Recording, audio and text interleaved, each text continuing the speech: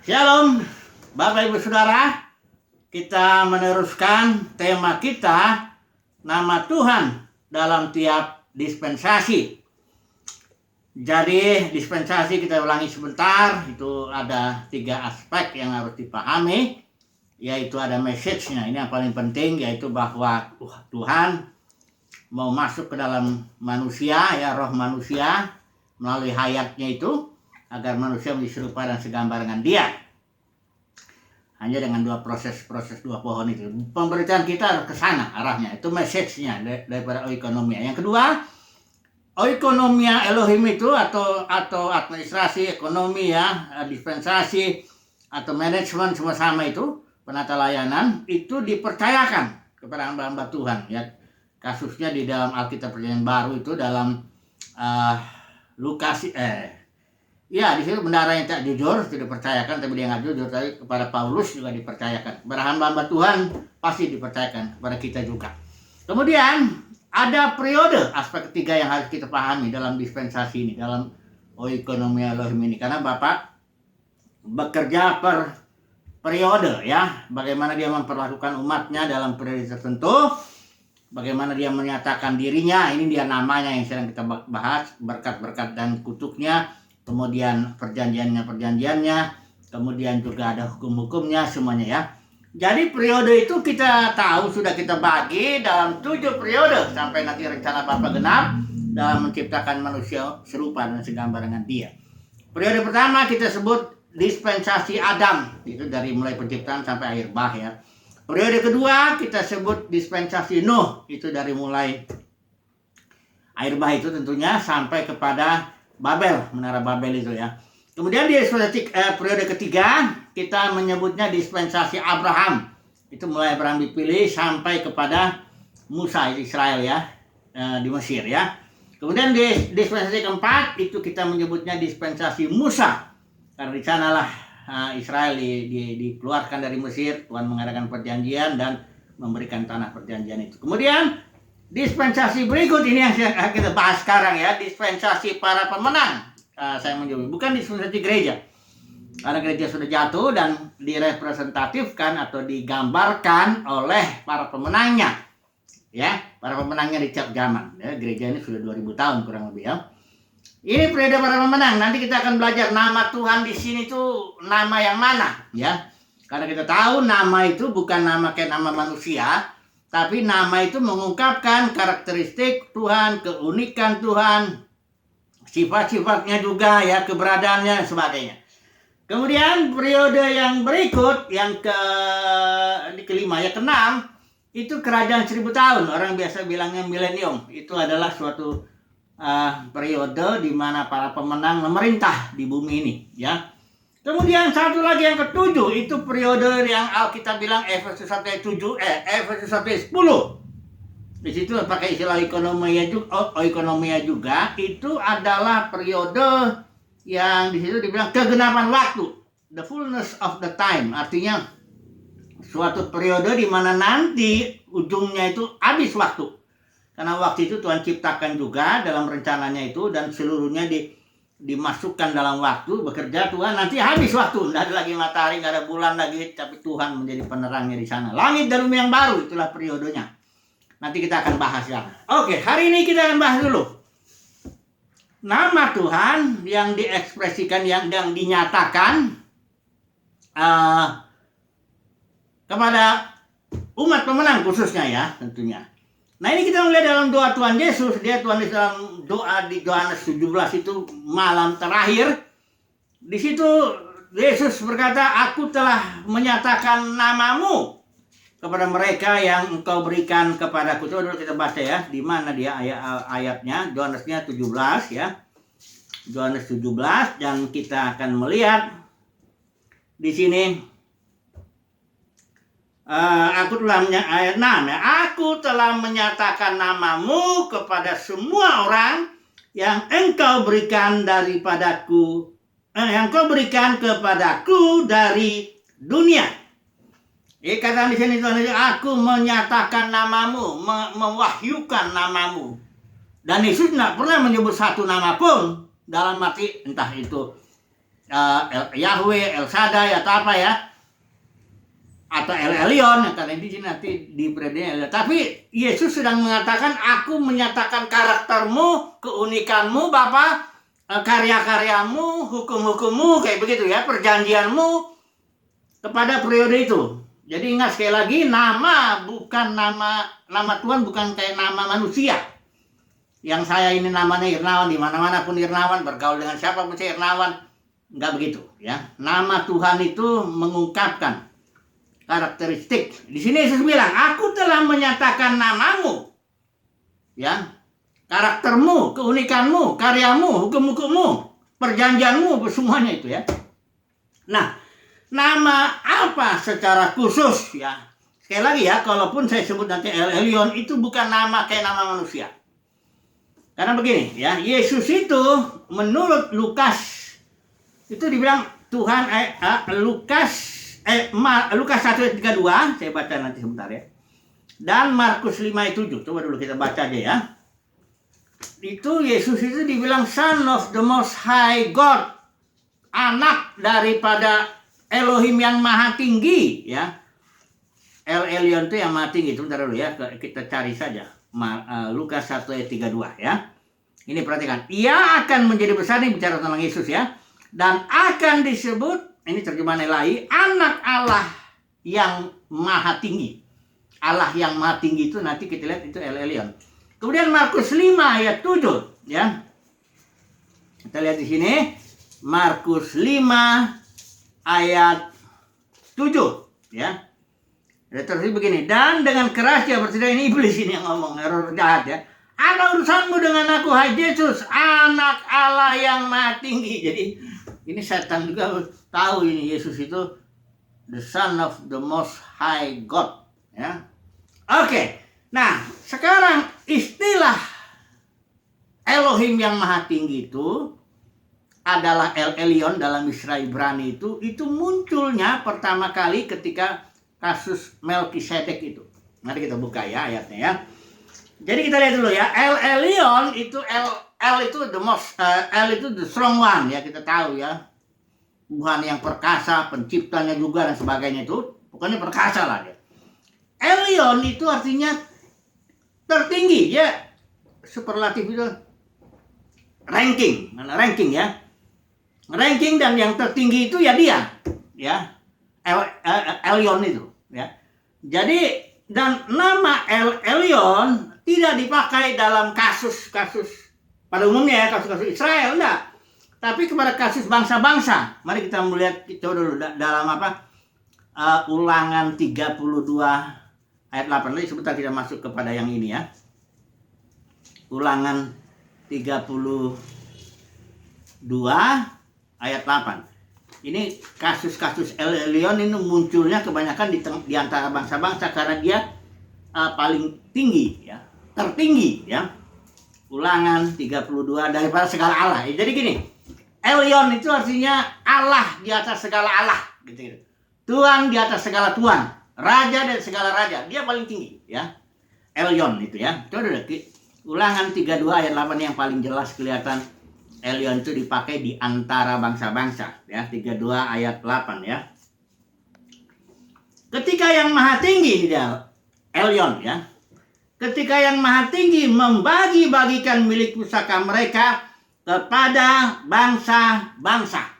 Jadi Tuhan itu Elyon yang tertinggi, Allah dari segala Allah, dia selalu kebanyakan ya dipakai ke dalam kasus dengan bangsa-bangsa. Contohnya Elyon dalam Alkitab yang paling banyak muncul itu dalam kitab Daniel. Kenapa? Karena Daniel sebagai pemuda Ibrani, dia ada di antara bangsa-bangsa di Babel itu kan. Nah, jadi dia bilang bahwa Tuhanku di atas segala Tuhan. Jadi dia pakai istilah Elyon. Ini ada berapa kasus sih, kita nggak akan baca semuanya tentu di situ ya. Nah, ada kasus bagaimana Daniel itu ini ya. Daniel 3 ayat 26, 4, 17, 24, 25, 32 itu dipakai istilah El Elyon. Daniel sendiri nggak pernah pakai El Shaddai. Sebenarnya El Shaddai itu Yahweh itu kan yang mengadakan ikat perjanjian. dengan Israel melalui perantaraan Musa itu kan, sebagai bangsa Israel, Daniel itu harusnya memakai memakai Yahweh, tapi dia pakai El Elyon. Daniel 2:19 itu dibilang atau Allah semesta langit, Daniel 2:19 ya. Oke, jadi kita tangkap dulu sebelum kita masuk nanti yang kemunculan pertama itu daripada El Elyon itu. Kita tangkap dulu bahwa El Elyon itu adalah the most high God, Tuhan yang maha tinggi, Allah di atas segala Allah, Tuhan di atas segala Tuhan, ya, Raja di atas segala Raja. Dan dia biasanya dipakai kepada, kalau hamba-hambanya bicara kepada bangsa-bangsa lain, Israel itu ya. Contohnya kitab Daniel ini. Nah, kemudian kita akan melihat bahwa Yesus itu adalah anak, Son of the Most High God, anak atau putra daripada El Elyon. Itu makanya Yesus ketika bangkit, dia naik ke surga, mau naik ke surga, dia bilang segala kuasa. Dan dia waris ya, anak itu waris ya. Anak itu waris. Jadi dia bilang segala kuasa di surga, di bumi telah diberikan kepadaku. Ketika Yesus selesai mengerjakan mati bangkit mau naik ke surga itu, dia katakan, dan dia akhirnya duduk sebelah kanan Bapa, lebih tinggi daripada segala sesuatu, ya, waris, ya. Dan kita juga nanti Yesus bilang kalau kau menyebut Bapa, menyebut Tuhan, bukan Yahweh, itu Yahweh itu Israel dengan Yahweh Ibrahim Musa, bukan. Ini Yesus bikin perjanjian baru ini. Kau kalau menyebut Bapa, kalau muridnya nanya gimana Tuhan ajari kami berdoa, Yesus bilang katakanlah Bapa. Nah, ini luar biasa ini ya. Jadi itu bukan nama ya, bukan nama. Itu apa ya? Bapa itu sebutan lah ya. Bahwa kita ini juga anak daripada the Most High God, bahwa kita akan menjadi waris daripada Elohim yang maha tinggi itu. Kita akan nanti memerintah di bumi. Otoritas kita, kalau nanti kita masuk dispensasi berikut, oh itu di atas segala ilah lah. Oke, mari kita melihat dulu kemunculan pertama daripada El Elyon. Itu kasus Abraham waktu setelah dia menyelamatkan Lot ya. Dia perang, dia ketemu dengan Melkisedek. Ini Melkisedek ini hanya muncul, ini keluar Kejadian 14 ayat 18. Ini muncul Melkisedek tiba-tiba ini tanpa juntrungan ya, karena Paulus bilang Melkisedek itu tidak berbapak, tidak beribu. Dia hampir sama ya, seperti dijadikan sama dengan anak Elohim ini, Yesus itu. Ya, dalam arti seperti itu. Ayat 18 saya baca ya. Dan Melkisedek Raja Salem, itu artinya Raja damai itu ya. Dan Melkisedek Raja Salem membawa roti dan anggur, dan dia adalah seorang imam bagi, perhatikan ini, El Elyon. Jadi Melkisedek ini imam, dan dia tetap imam karena dia nggak mati ya, nggak berbapak, nggak beribu, dia tetap imam. Dia tampil kepada Abraham ya, memberkatinya ya, dan berkata nih si Melkisedek ini, dia berkatilah Abraham oleh El Elyon yang punya langit dan bumi ya. Jadi Abraham bahkan memberikan 1/10 dari semuanya ya. Nah, sekarang Yesus itu menurut kitab Ibrani, dia imam besar bukan menurut aturan Harun. Karena dalam perjanjian dengan Yahweh Israel itu sudah ada sistem keimamannya itu ya, yaitu menurut aturan Harun ya. Jadi hanya suku Lewi yang boleh jadi imam, itu nggak boleh yang lain, suku lain. Sementara di sini Yesus itu imam menurut aturan siapa? Aturan Melkisedek. Dan Melkisedek ini adalah imam dari El Elyon. Itu sebabnya Yesus itu juga imam bagi El Elyon. Dia itu anak atau putra daripada El Elyon, dia juga menjadi imam. Imam besar kita itu, Yesus itu. Imam besar bagi siapa? Karena imam itu, ingat ya, membawa Tuhan kepada manusia dan membawa manusia kepada Tuhan. Nah, Tuhan siapa yang mau dibawa kepada kita? kepada manusia oleh Yesus ini, Tuhan itu namanya El Elyon. Jadi kalau Tuhan Yesus sebagai imam besar, dia memerantarai kita, kita akan dibawalah El Elyon ke dalam kita, nama itu, dan kita ke dalam El Elyon. Ditaruhlah nama El Elyon itu atas kita. Lain Israel ditaruh nama Yahweh, karena berkat imam itu sedemikian ya, itu ada di Ulangan apa di mana ya, yang diucapkan kiranya Tuhan menyinari kau dengan wajahnya apa semuanya itu menaruh namanya. Israel itu ditaruh namanya Yahweh. Tapi kita ditaruh namanya kepada kita. Nanti ada para pemenang tuh di dahinya ada nama Bapa itu. Bukan ditaruh nama Bapa di sini El Elyon. Nah, ini jangan juga berpikir begitu. Makanya sekali lagi konsepnya saudaraku, nama itu jangan nama Tuhan itu satu namanya, nama pribadi, namanya Yahweh. Bukan. Salah itu. Enggak masuk dengan seluruh Alkitab, enggak masuk. Konsep itu enggak masuk. Nggak bisa dipertahankan lagi ya. Jadi nama yang akan ditaruh ke atas kita itu adalah El Elyon, the Most High God, dan kita akan menjadi warisnya. Kita akan berada dalam posisi nanti ketika kedatangan Tuhan Yesus itu menjadi sons of the Most High God, putra-putra daripada Tuhan yang Maha Tinggi. Wah, ini dahsyat sekali ya. Nah, jadi Yesus itu adalah putra daripada El Elyon. Kemudian kita lihat sekarang masuk ke dalam perjanjian baru ya. Ini ada kasus-kasus ya di mana Stefanus ya, ketika Kisah Para Rasul itu dulu kita baca di sini. Kisah Para Rasul 7. Ketika dia mau martir yang pertama ini ya, Stefanus ini ya. Habis khotbah dilempari batu dia. El Elyon, Kisah Para Rasul 7. Kisah Para Rasul 7 ayat yang ke-48. Coba dulu kita baca di sini ayat 48. Ini kata sebenarnya. Namun yang Maha Tinggi, ini dia pakai El Elyon ini, khotbah Stefanus kepada Sanhedrin ya, mahkamah agama itu.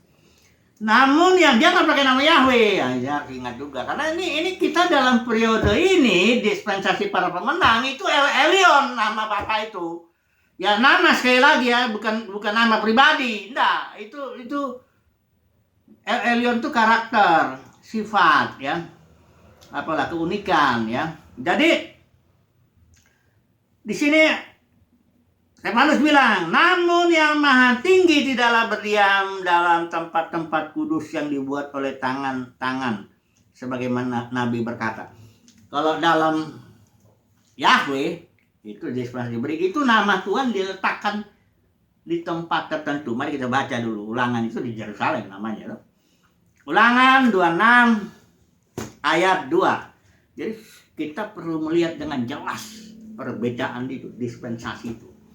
Kalau di sini dulu bait sucinya itu gedung, di sini bait sucinya orang, di sini penyembahannya harus di Yerusalem, nama semua perpuluhan apa semua taruh di situ. Di sini ibadahnya dalam roh, itu mesti jelas perbedaan itu. Kalau udah nggak itu diaduk-aduk, udah inilah kacaunya itu. Makanya kalau ajaran perpuluhan buah sulung masuk ke dalam dispensasi ini, itulah kekacauan, itulah Babel itu. Itu ajaran Babel itu jelas kacau, karena nggak ada. Kalau istilah Paulus itu orthotomeo, rightly dividing the word of the truth. Pisahkan itu, kebenaran itu. Nggak boleh diaduk-aduk. Bukan berarti kita nggak ada gunanya ini buat kita. Nggak, kita harus belajar dalam dispensasi. Belajar, apa yang kita pelajari? Pewahyuan Tuhan itu. Yang progresif, pewahyuannya itu yang kita pelajari. Tapi kita harus tahu dispensasi kita ini apa ini. Hukum yang berlaku di sini apa? Perjanjiannya apa? Nama Tuhan apa? Berkatnya apa? Apa semua. Di sini berkatnya jasmani, di sini berkatnya rohani. Jangan diaduk-aduk. Ya. Ya kadang-kadang kalau ngelihat tuh pengajar itu sembarangan aja. Biarlah nanti urusan kita masing-masing dengan Tuhan lah ya. Yang penting saya menyampaikan apa yang saya yakini, itu aja lah. Terus kita melihat nama Tuhan ya, kalau yang di ini ditaruhnya di kota Yerusalem. Dia itu Tuhan pilih ya. Ulangan 26 ayat 2. Ya, coba dulu kita melihat. bilang ulangan ya. Ulangan 26 ayat 2. Nah ini dibilang sini ya. Maka engkau harus mengambil yang sulung dari semua buah-buahan hasil tanah yang harus engkau bawa dari tanahmu yang Yahweh Elohimmu berikan kepadamu. Dan harus menaruhnya dalam keranjang dan harus pergi ke tempat yang akan Yahweh Elohimmu pilih. Untuk apa? Untuk membuat namanya diam di sana. Di dalam dispensasi Musa, nama Yahweh ditaruhnya di situ, di Yerusalem, dipilihnya di situ. Itu yang sudah Tuhan pilih itu tempat. Orang Israel mesti itu. Minimal 3 kali dalam setahun orang Israel seluruhnya harus datang ke situ. Hari Raya Paskah, Pentakosta, Tabernakel. Harus bawa perpuluhan ke situ, jangan sembarangan. Karena namanya diletakkan di Yerusalem. Itu dispensasi Musa. Tapi kalau dispensasi para pemenang sekarang ini, namanya diletak. Jadi kalau cara di dahi, maksudnya itu sebenarnya gini, pikiran kita, tangan kita atau seluruh hati kita itu diresapi dengan karakter Elohim El Elyon itu. Ditaruh dalam roh.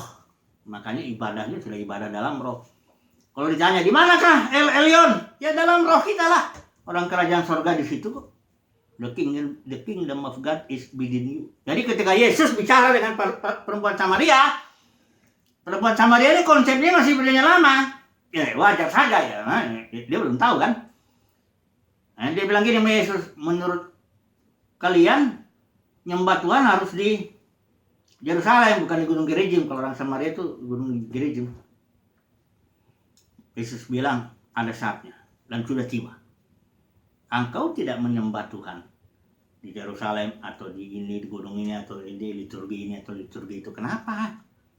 Jawabnya karena nama Tuhan yang berlaku di sini tuh bukan diletakkan di Yerusalem. Ya, makanya nggak ada gunanya datang ke sana kecuali kalau dibayarin ke Yerusalem gitu. Orang bilang Israel itu. Itu kan bukan itu budaya apa. Makanya kalau konsep kita konsep yang ini nggak ada gunanya karena Tuhan itu ada di sini, El Elyon. Ya, ibadah di dalam roh, kerajaan surga dalam roh, gitu. Ya. Tidak ada lagi hukum perburuan, hukum buah sulung, macam-macam ini aturan-aturan di sini. Ini untuk yang di sini. Ya. Jadi untuk yang di sini apa? Nama Tuhan ditaruh di mana? Di dalam roh. Ibadahnya di mana? Di dalam roh. Berkatnya berkat rohani, roh, semuanya roh begitu. Ibadah itu artinya apa? Kalau di sini kan ritual, ngasih ini, ngasih itu, aturan ini, aturan. Kalau di sini ibadahnya mengikuti pimpinan roh, dalam roh dan kebenaran. Ini harus jelas. Tapi puji Tuhan lah, para pemenang pasti tahu lah. Karena dalam diri para pemenang, dalam rohnya tuh ada pengurapan. Gak perlu para pemenang tuh diajarin sebenarnya. Gak perlu, dia udah tahu. Kalau saya berkata, anggaplah dulu kalau saya berkata ini ngawur, saya penyesat gitu ya. Para pemenang akan mendengar, jadi tahu. Yang sederhana pun dia tahu. Walaupun secara teologis mungkin dia gak bisa menjabarkannya, tapi dalam rohnya dia tahu. Ini guru sesat nih, ngawur nih, dia tahu. Kenapa? Karena kita bilang Saudara Yohanes, pengurapan itu ada dalam kamu. Kamu nggak perlu diajar, kamu tahu sendiri kok. Ya. Nah jadi saya berbicara kepada para pemenang itu, ya, untuk meneguhkan apa yang mereka sudah tahu. Nah gitu ya, apa yang mereka sudah tahu, saya meneguhkannya aja secara teologis barangkali supaya mereka lebih kuat, ya. Lebih tahu, ya. Nah, jadi nama Tuhan dalam dispensasi para pemenang ini adalah El Elyon, the Most High God. Dan saudara dan saya terikat dengan El Elyon melalui perjanjian dengan Yesus itu, ya. Tapi kita memanggil Elyon itu Bapak bagi kita. Aduh, ini kalau saya lihat luar biasa. Kalau orang Israel manggilnya ini suami istri nih, perjanjian mereka. Sifat dasarnya kalau kita Bapak. Kenapa ya kita panggil Bapak? Karena kita ahli waris. Kita akan mendapatkan otoritas tertinggi. Aduh, kalau saudara dan saya, kita kalau tahu gini, nggak sampai nggak mungkin tersungkur aja lah. Lebih daripada itu. Ayo saya tutup aja dulu lah. Nanti masih banyak ini ya, mau bicara dulu sebentar. Tapi Mazmur kita yang sudah saya sering kutip ini ya, Mazmur 91 ya. Di sini El Elyon digabung dengan Yahweh ya, El Shaddai ya. Tunggu dulu ya, Mazmur 91 ayat 1. Mazmur 91 ayat 1. Ini dia. Ya. Di sini orang yang duduk dalam lindungan yang maha tinggi, ini El Elyon. Saudara dan saya itulah kalau kita terikat di dalam kita para pemenang dalam lindungan itu. Kemudian dia akan bermalam dalam tudung yang maha kuasa, ini El Shaddai. Ini perjanjiannya Abraham dengan ini. Itulah makanya kalau kita dalam perlindungan ini, artinya namanya ingat ya, bukan kita, ini makanya dibilang di sini ayat yang ke apa? Sebab dia mengenal namaku, ayat berapa itu? Mazmur 91 ayat yang sebab dia untuk